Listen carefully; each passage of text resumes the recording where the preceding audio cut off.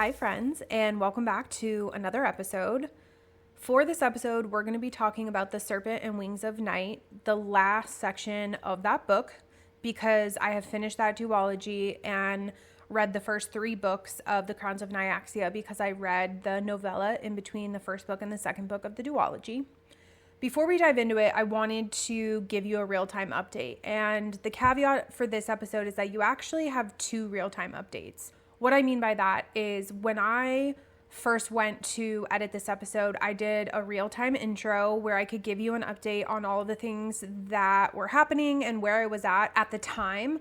Unfortunately, this episode has sat for well over a month. The thing is I don't want to replace what was the real-time intro at that time because I think the things that I'm talking about matter and are relevant, and I want to share that with you. However, because it is a month and a half later from when I was intending to have this episode done, I'm in a little bit of the same place, but a little bit of a different place. And so I wanted to give context to that very quickly. So I know that this is abnormal to have like 2 intros and then get into the episode. I thank you for bearing with me, but I think it's important to talk about it really quickly. When I did the real-time introduction that you're going to hear after this one, I was getting ready to go on a trip to New York.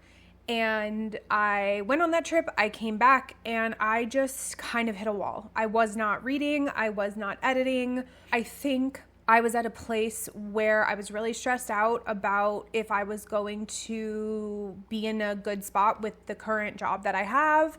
I didn't know where things were going to end up with that. I wasn't sure if I was going to be able to go on another trip that I wanted to go on for a family event because I wasn't sure if I was going to have an income, to be frank. And I think that even at the time, I didn't realize that those types of things were affecting my motivation to read and to record. Now, being in the place that I am, looking back, I feel pretty confident to say that I think it just really killed my creativity. I had a great time on the trip to New York, and I since have figured out stuff with my job, and I did go on the trip with my family that I just got back from here over Memorial Day, and I'm feeling a little bit more rejuvenated and positive again. And I want to mention it because, as with everything, and what I actually say in the second intro you're going to hear, is it is so important to listen to yourself and where you're at and be honest with yourself. And when you are trying to do something for yourself, whether that be something like this, that's a creative outlet and project, or a hobby, or anything above and beyond what your 9 to 5 looks like, what your daily life already requires from you, it's hard. It's hard to continue to put time into things above and beyond all of the obligations that you have to show up for. And it is also then hard to get really critical of yourself when you don't put in the time to those things, because you feel like those outlets and hobbies should be things that you are prioritizing because they're the way for you to like have your cup filled and to, I don't know, rejuvenate and refresh and whatever. But you just can't always do it all. And so as much as I never intended to take as long of a break as I have, I think it's just important to recognize that it was the reality of the moment for me. And for those many weeks, I clearly needed it, and I just wasn't like recognizing what it was enough to put out on the socials like, hey, we're gonna have a break. I think I just wanted to keep momentum. I was so worried about going to New York and keeping up with the pace of things because I really wanted to push to get into the groove, and I was able to schedule posts before I left. Scheduled posts went out while I was in New York. Like, I was really proud of myself and the effort I made. And then I just got back and it just fell flat. Now, if I was at a point where this project and this account and these read-alongs were heavily engaged with and I had a huge community, I do feel that I would have had an obligation to say, hey guys, like, we are taking a little bit of a break. So sorry for not giving enough notice or thinking about it in advance and really having a check-in with myself to be able to recognize that I needed a break and then communicate that out and let my followers know. But I don't necessarily have that pressure. Now, I don't say that to mean that I'm valuing those who are following along any less than I would as if I had hundreds or thousands of followers. But I think that as you have a bigger audience, how you communicate and that responsibility does shift a little bit. And so I kind of just let all of these things feed into me taking a step back and being a little lax with things. And that is okay, but at the same time, it's not, right? And so I just felt compelled to share this update because I clearly was already in a place when I was sharing the update you're about to hear.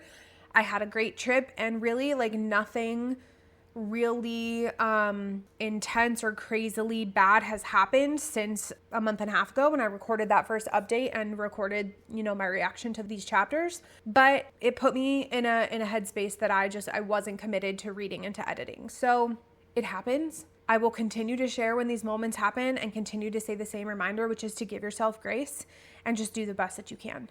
And if anybody is here simply just for the books, you obviously can skip forward to when we actually start talking about the chapters. But if you are doing any type of passion project or work or new venture or whatever it is above and beyond your 9 to 5, I feel like sometimes these reminders and reality checks might be helpful. And if it's helpful to you or anyone that you know, please share and give me that feedback, because I do want to know if it's reaching people in a way that is useful or helpful. All that to say, thank you for being here. I'm going to let you now go into what was my real-time update when I first intended to edit this episode, and then of course the chapters themselves. Thank you all so much for being here, friends, and let's get to it. Hi friends, and welcome to our final episode of the Serpent and the Wings of Night read-along series. I'm coming to you with yet another real-time introduction recording. So before we dive into the last chapters of this book, I felt compelled to talk about a couple of things really quickly. One thing that I've strived to do with this podcast and the general brand and motto of this brand is to continue to be honest and share the behind the scenes of what this journey is like. And I've tried to do that and insert at the beginning of episodes different updates about where I'm at with recording, things I'm excited about, struggles I'm having. And if you have listened to any of the read-alongs thus far and have come across any episodes with those introductions, I would love to hear what your thought is on that. I would love to hear if that's interesting to you, whether or not you are a content creator or are looking to do podcasts or do podcasting now. I'm just interested to see if it strikes a chord. I think in part I do it for myself so that I have recordings to look back on and reflect not only on how far we've come, but on the way in which I was looking at things then, and if those types of things or struggles are things that continue into the future. So it's not only there to be a reflection point for me or relatable for myself, but I hope it does strike a chord and create something that you all can relate to in some way or another as well. And I would be interested to hear about that.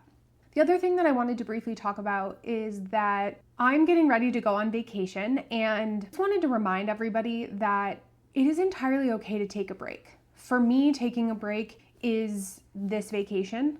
In the past, when I've traveled, I have tried to read or even record, and it's proven a little bit difficult. But with this vacation, I am truly going for myself.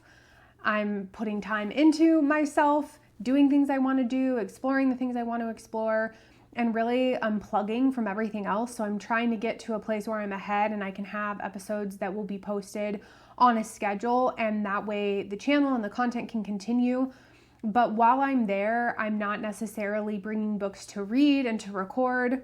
And I think it just felt necessary for me to give that reminder to everybody that when you get an opportunity to do something for yourself, it is so important that you take that very seriously. It's important you take that as seriously as you take anything else that you do, because your mental health, your physical, emotional health, all of that matters in order for you to do the things that you want to do in life, and even the things that you have to do in life. We need to have our mental wellness and physical wellness and emotional wellness to be our best. And those things can struggle for a lot of different reasons, not only because of personal stuff going on, but things that are going on in the world and with the government and the news. And so I am just so excited to have a minute to go do some things that I'm really stoked about doing. And I felt compelled to just share that reminder. I hope that if you get any chance to take time for yourself, and it doesn't even have to be a vacation, it could be a few hours on a weekend to go drive to a bakery that you want to go to, or to try a new coffee shop, or just to walk around the block for a little bit, or something that is time for you solely. I really want to encourage everybody to really pour into that and to take that very seriously, because we have to take care of ourselves. We owe it to ourselves to take care of ourselves. So friends, I hope that message also strikes a chord with you. I hope that you all are having a really fantastic week. And let's go ahead and dive into the last few chapters of this book. All right, so in this last recording of The Serpent and the Wings of Night, we're going to be talking about chapters 38 through 56, which is the end of the book. I have to say that coming off of reading this last part of the book, I'm definitely surprised because, as I've mentioned, I've read this book before and it's been a while, and so much of it I put out of my mind that I knew that there was a twist coming, and there was even another surprise that I had remembered, and I was waiting for those things to come to life in the book, and I'll explain what I mean. But I think the biggest thing that's hitting me right now is how much the writing changed. And what I mean by that is it doesn't feel like the author was a different author at the beginning of the book compared to what it is at the end. I think what I mean is that the kind of writing that intrigues me and that pulls me into a story is often filled with tension. And admittedly, because I can put myself so into the situations and the emotions of the writing, it can make me stressed and anxious to read stories that are very wrought with like emotion and tension and drama. But what I guess impresses me is when all of those things can coexist as the story progresses really, really quickly. And that's why I think writing like Rebecca Yarros and SJM have been the kind of romantasy writing that I gravitate towards, because they can balance that so well and they do it so well. For this read along, you'll know that I struggled a little bit with this book. It just felt like things were happening, but I wasn't really invested until now. And I think that's the thing that brought me back to this series unknowingly, because again, there's so much I had forgotten, but I faintly had remembered being intrigued enough to want to come back. And now being where I am of having finished the book, I can say that I think it's because the way that this writing picked up and that this story just turned so much feels like we're finally just now getting into the actual story. It feels like so much of what led us to here was half-truths. And so it makes sense that I wasn't necessarily that invested in the story for a majority of the book, because there was so much unsaid and so much hidden.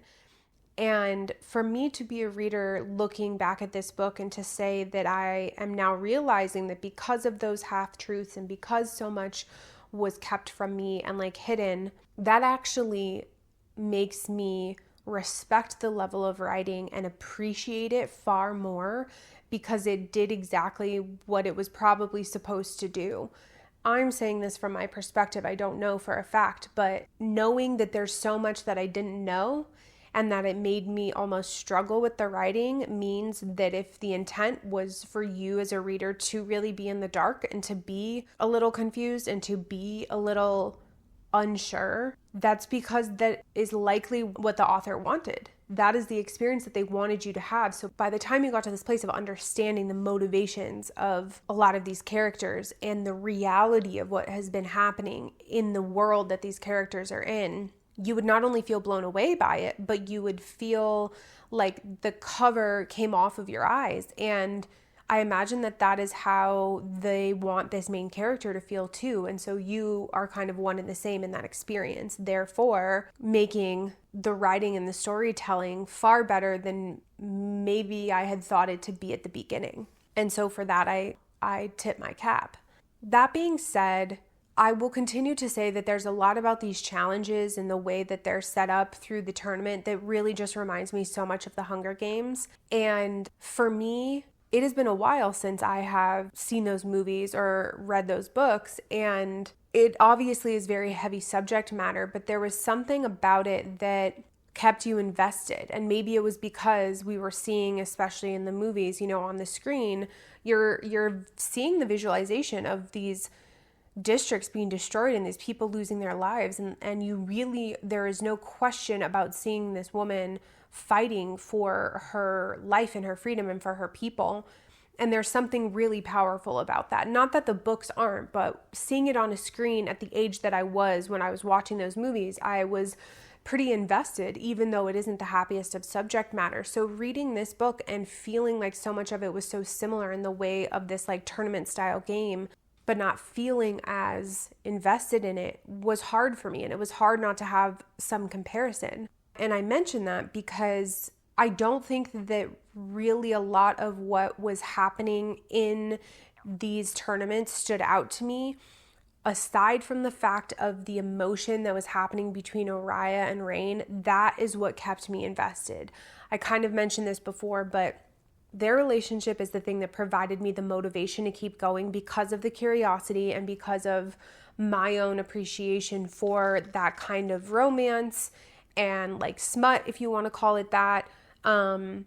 That level of tension between two characters who are in love with each other is something that I enjoy reading. And so as that was building and as that ultimately came to fruition, that is something that I could undoubtedly be invested in amongst a story where I was feeling a little lackluster.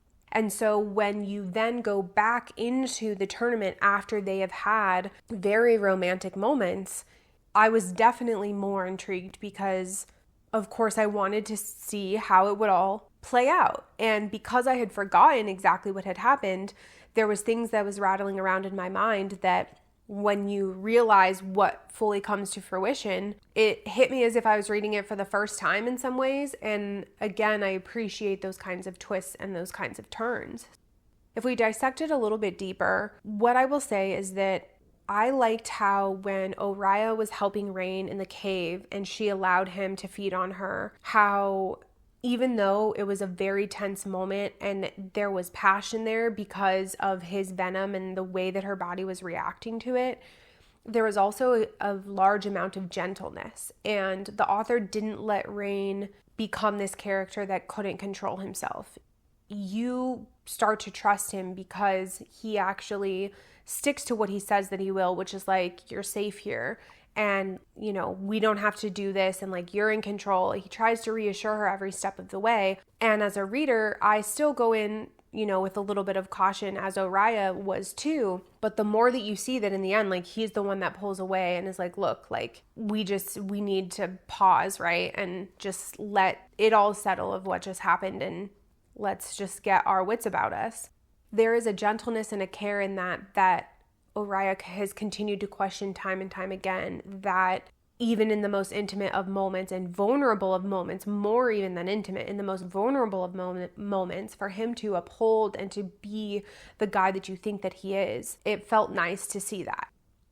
When they get through that to go back to the tournament and try to fight their way out, you are then met with this realization of where they are. And that they're in the town or the city that Oriah was trying to get back to find her family. And you're slapped with this reality, which had been kind of building, that Vincent isn't who he said he is. That he is far more cruel and far more vicious than she had thought him to be or seen him to be.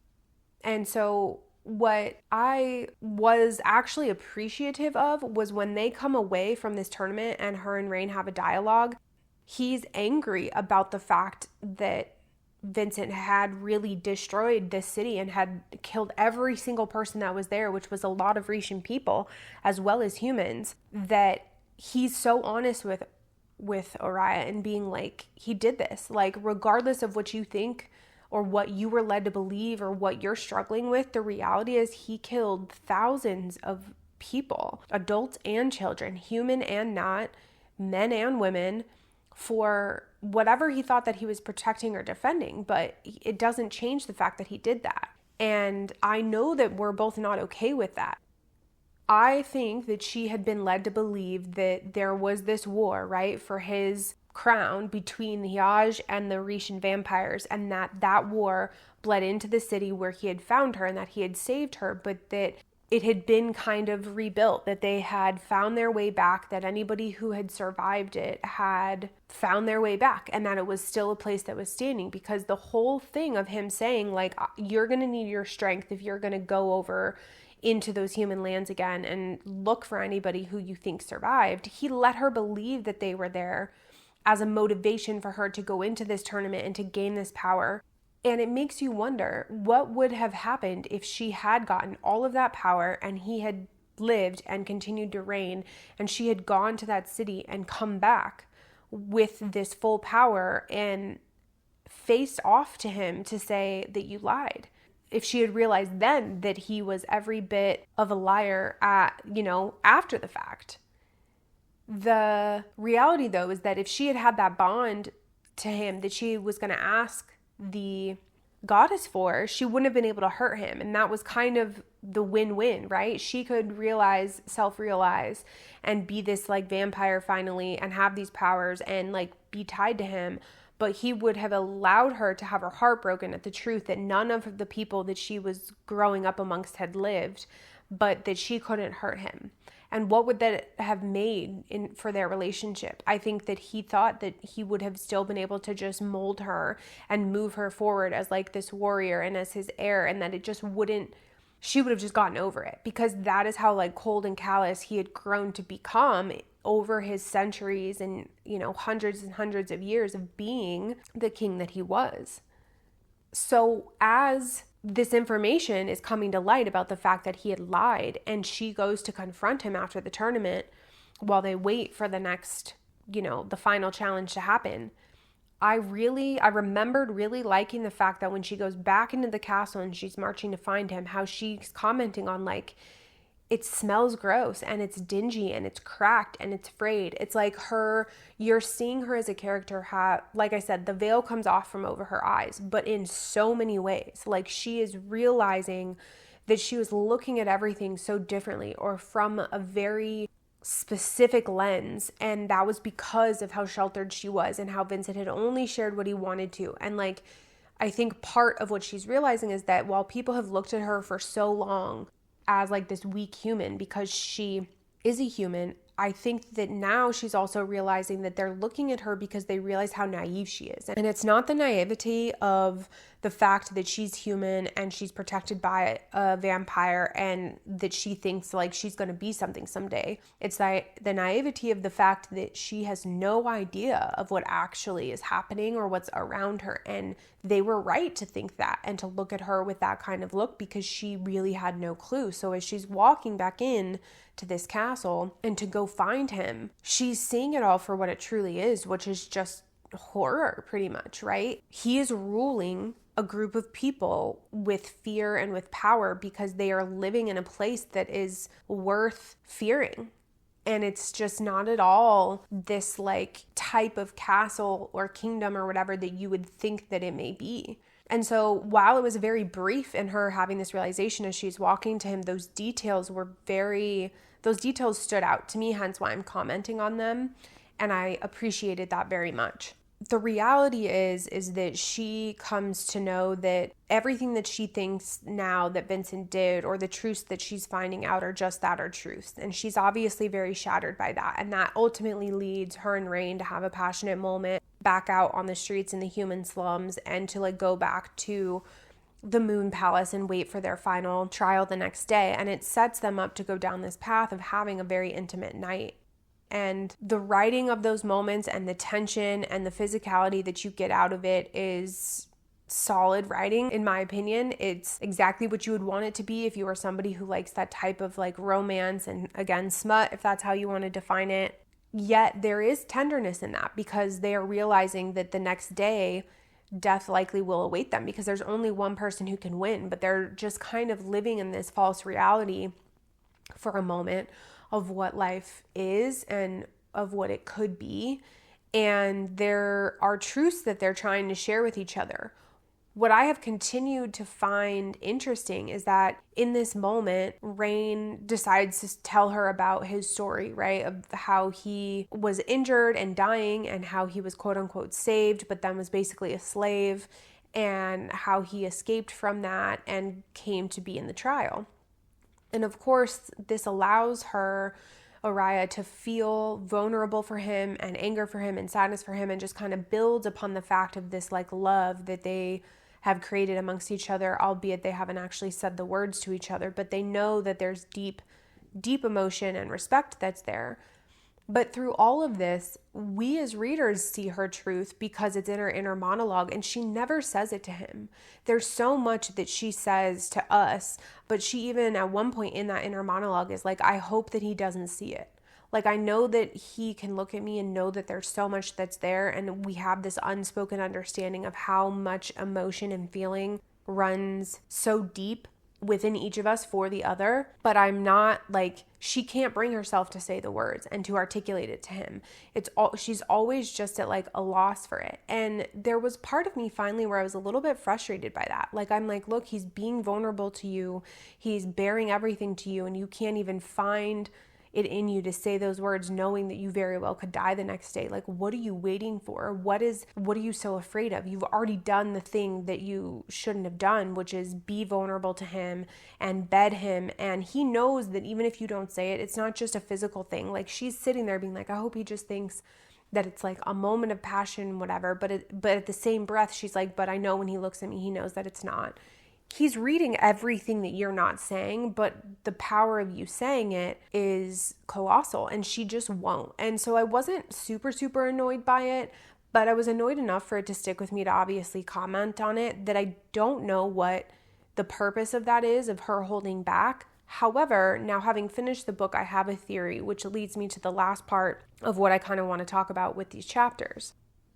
Their last challenge and them battling through everything, and even her and Rain finally fighting each other, is obviously very intense. It's very gruesome, and there's a lot of tension in that because they had this like agreement, like, we're going to fight until the very end, even if that means that we have to fight each other. And so as they are fighting each other, she says, like, you're holding back, and he's like, you are too. And so he starts to go harder as a way to like goad her, and she realizes it too late, right? Like, he was basically trying to force her to bring her best so he didn't have to kill her, and so that she would kill him, but not because she wanted to, but because she was like defending herself and not realizing that he was trying to give her an out, almost trying to make it easy for her to get to the place that she never wanted to be in the first place, which was killing him. So it happened so fast, and it's a very abrupt, sentence of her being like, Rain's dead.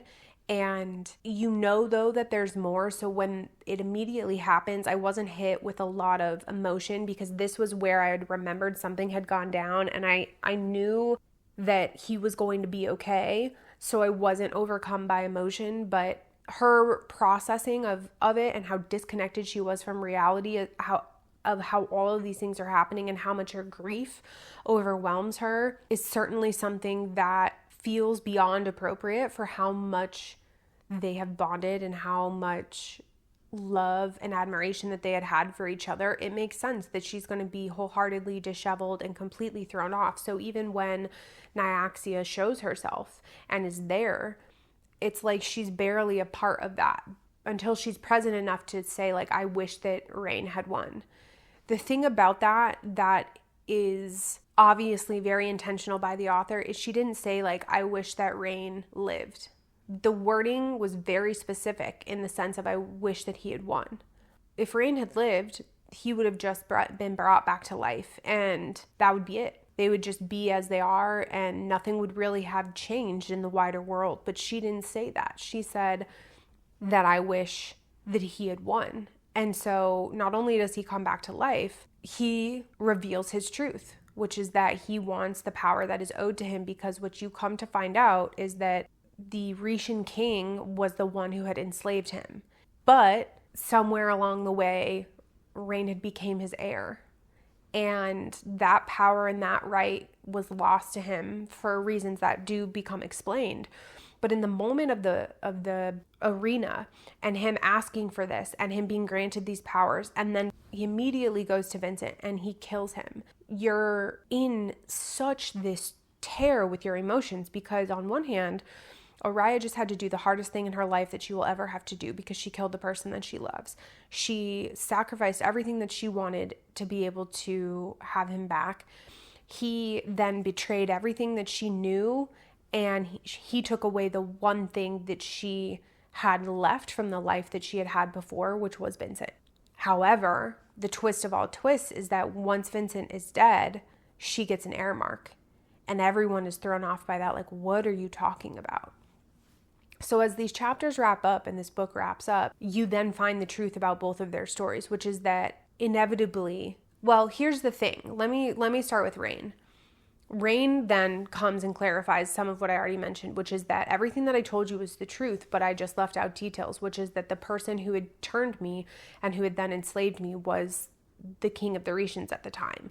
And I did try to get everybody out, and I did try to, bring Nessun in with me, and everything that I told you was true, except for the fact that the way that he was treating his people and how he was leading the Rishans was so abhorrent, and I wanted to help so many of them that I looked to Vincent to help me. He didn't know that it was me. He never saw my face. He never met me, but I basically gave him the keys to the kingdom and allowed him to go in and to attack them, thinking that he would just take down the king and those who are loyal to him, but I asked him to leave the innocents alone.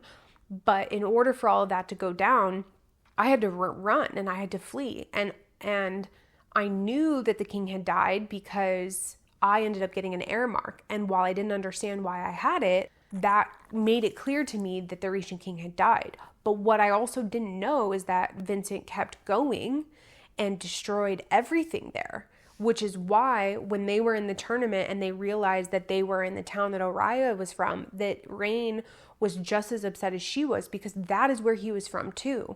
And that is where a lot of the Rishan people were. And what he was realizing in that moment is that Vincent too didn't let any of them live. Neither of them had had the ability to go back to that town, which I'm now remembering is called Salinay or Salinai. They hadn't been able to get back there yet. And so neither of them knew that that it was all just completely rubble and that nobody made it out alive and there was nothing to be rebuilt and no survivors to be had. He didn't let any innocents live. He decimated all of it.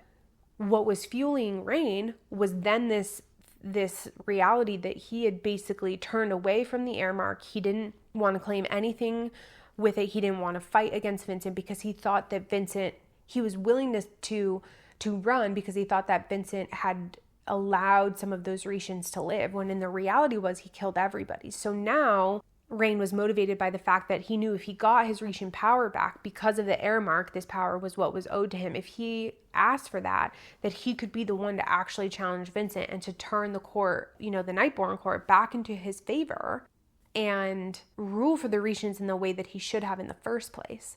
So his motivations are way more clear now and make a lot more sense. Unfortunately, the person who he's in love with, their father, and Vincent, is his enemy. And of course, Oriah didn't know any of this. But what you also then come to find out is Oriah's like, I can't be his heir. I can't be Vincent's heir. Like, this isn't possible. They start to talk about when she was found. And she's recalling the fact that Vincent was like, we have to go. Like, we need to get out of here. And what is implied is that she wanted Oriah to get out of there quickly, because he knew that a bigger attack was coming and that everybody that was left in that city was going to be decimated.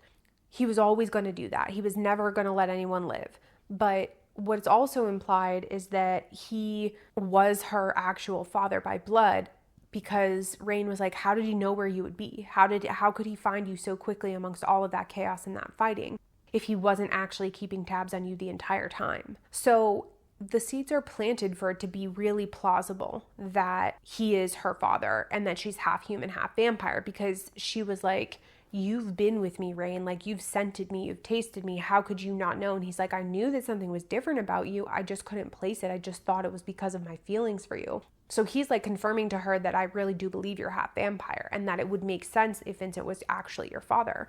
Because as Vincent was dying, he told her that he loved her and that it was always her, and she was never a mistake. Like, she was always one of the best things that he ever did. However, I'm saying planting seeds about the fact that Vincent could be her father because for a brief moment when Rain was telling his stories, he said that, I don't know if that's somewhere in the line of the Rishan king, if I was somebody's heir, and if therefore because he didn't have any direct children the heir mark made its way to me, or if because in the laws of magic when you don't have a child by blood that it just passes to the next closest thing, and at that time it would have been me. it's implied through that then that it's possible that you don't have to be biologically related for an heir mark to pass. I don't know if this is going to be something that actually gets discussed. I've heard rumblings that there are things like this where like they're not, where there can be some plot holes where like things are kind of opened up but not really fully fleshed out. So this could be one of those things where you as a reader are just left to accept the fact that she is Vincent's daughter and to just move along, and that there's no possibility that anything else could have happened, or that just because he cared for her and the closeness he had with her, that is why she became his heir, and that she could still very well be half human, half vampire, but from someone else. That could be a storyline that could definitely be explored, but there is also a high possibility that it's just not, and that you just accept that she is Vincent's daughter and we just keep it pushing. Obviously, I'll find out when I read the second book of the duology, but I just want to comment on that it could be a possibility that this is something where multiple things could come from it, and the author just picked one and kept it moving and didn't explore the option of anything wider happening, which is fine. Like, I don't know that I feel strongly either way. The last thing that I want to talk about, which was the second surprise that I had mentioned earlier, is when Jasmine shows up. So Jasmine shows up, and this is one of the last interactions that happens with Oriah and anybody from before that's not in this castle with her and Rain. And I remembered it vaguely happening, of them having an interaction where I was surprised by Jasmine. I just couldn't remember when in the book it happened. So was definitely pleasantly surprised that it was in this way, because I think that it helps to reinforce that there's just so much to come, and it makes it so much more of an intriguing possibility of like the drama to unfold, which is driven by the fact that Jasmine shows up and immediately is like calling Oriah Your Highness, and says like, I too don't know how you got that air mark, but like such is life.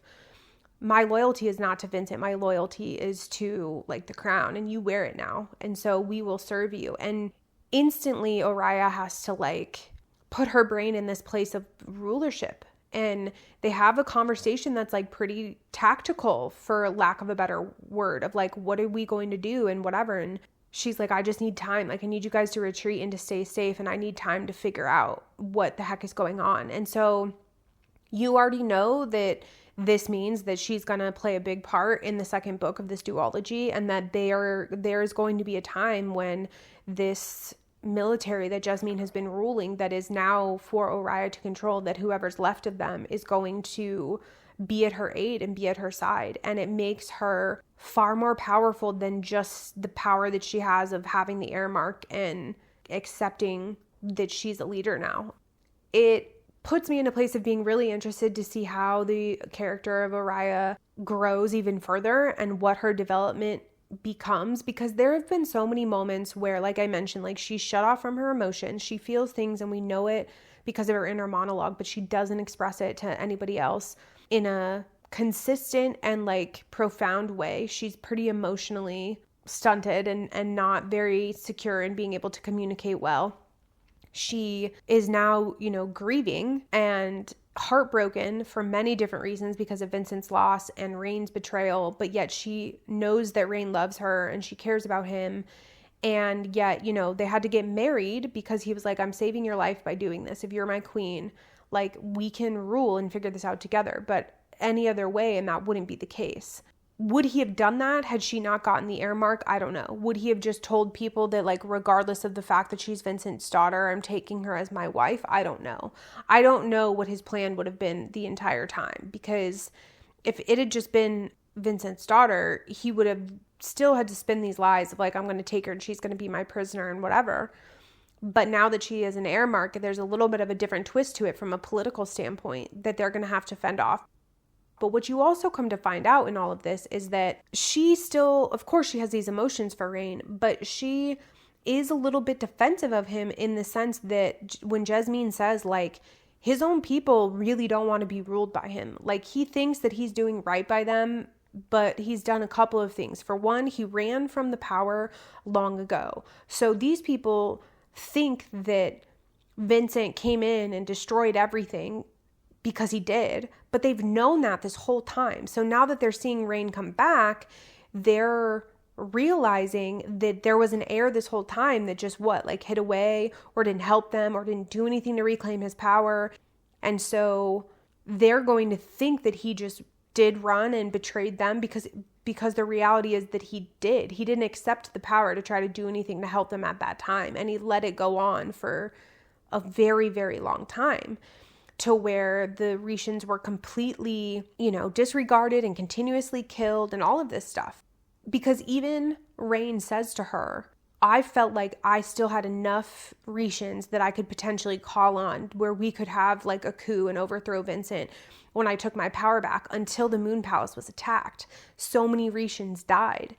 And he said, I then had to work with that guy from the Blood Kingdom, the Bloodborne Kingdom, because he said that like he would ally with us in order to make this happen. And I didn't want to do that, but he basically made it an impossibility. And she says, you think he's the one that attacked the Moon Palace, but he framed Rishans of doing it to make Vincent angry. And he says, I have a feeling.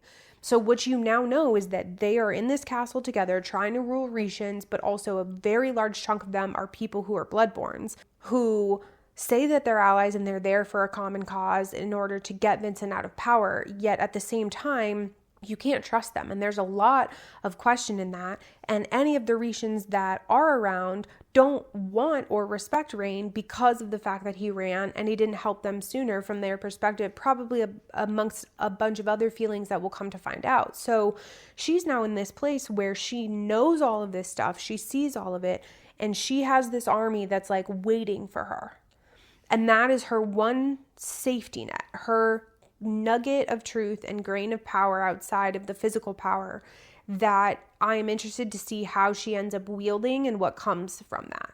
Because even at the end of this book, when she goes down and is like amongst all these people, they're now married, and she's in a room of all these people and like amongst this court, which is in her same house that she was in with Vincent. It's just Rishan run now.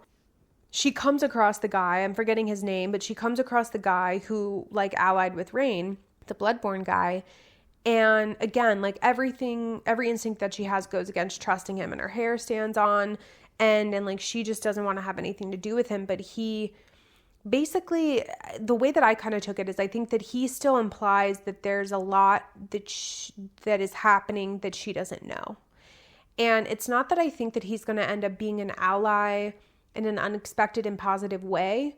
I do think that he definitely is a bad guy, and I do think that he's going to be a big problem for them. That's my gut feeling, but there's something about the way that he talks to her in this moment and implies that there's a lot that is, still left to like be discovered and figured out, that makes me wonder if there's even something bigger at play beyond the Bloodborne Kingdom and that just this whole Nightborne Kingdom, Bloodborne Kingdom, and like this whole dynamic that they have, that makes me wonder if he's going to actually end up being a good ally. But I'm not holding on to that with bated breath, because I think that the instinct that is stronger which is that he's going to really be an enemy, is the right one. But we'll have to see. So, we lead off with all of this stuff happening in rapid succession in the last few chapters of this book, and her whole world is turned upside down. And now not only is she a wife, she's a queen, and not just a queen by marriage, she's a queen by her own right. And the people that she wants to lead or should be leading are, now in fear of her husband, who is the king of the Rishans. And it's just a very interesting dynamic. So I hope that when I pick up that second book in this duology, that this type of pace and intensity continues. If that whole book leads in that way, I think I will definitely enjoy it much more than I enjoyed the first one. What I also noticed is it's slightly smaller.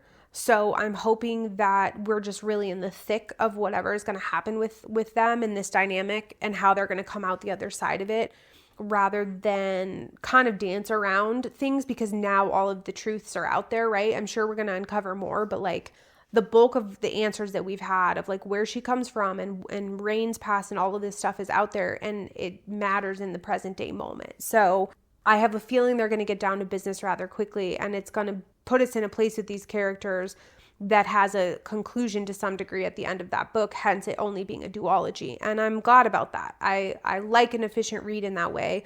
But like I said, I do also know that it might leave room for some plot holes because it's not the biggest second book. So we'll have to see.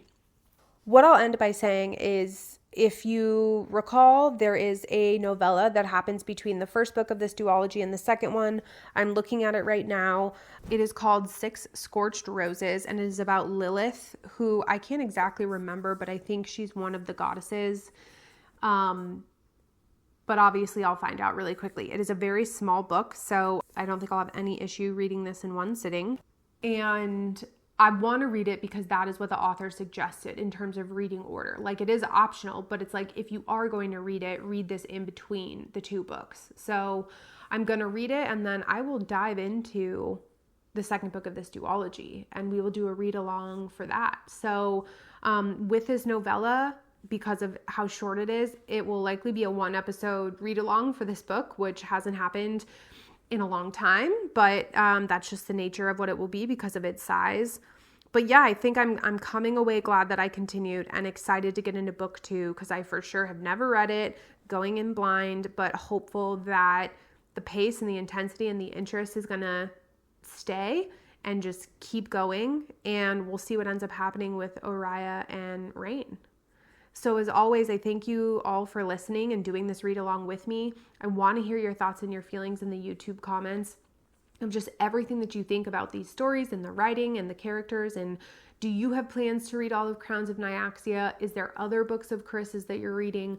I definitely want to branch out and read some of her other titles, so I hope to do that at some point as well. I don't know if I will read all of the Crowns of Nyaxia books before I read anything else of hers. I have a feeling I will. And who knows, it could be interesting to be reading some of the other duologies in the Crowns of Nyaxia series while reading an entirely different series from her. But I don't know, we'll see, because there's plenty of books that I want to read. And I've been in this like romantasy bag for a really long time. Like, every book that I've read and done a read along for is mostly that, aside from Legendborn, because it's a little bit more young adult.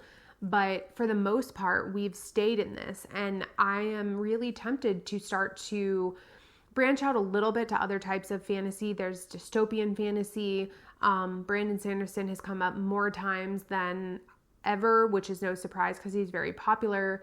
I've saved a lot of videos that I've seen on socials of just so many recommended series, even beyond Brandon Sanderson. Like, there's endless ones that I could read, and I am definitely thinking about even ones that I've like seen movies of or that are more popular, right? Like, do I go back and read all of the Hunger Game and do a read along for that, because they've released new books and new movies and I'm not caught up with those movies. So do I do a read along for those books? Do I read Dune?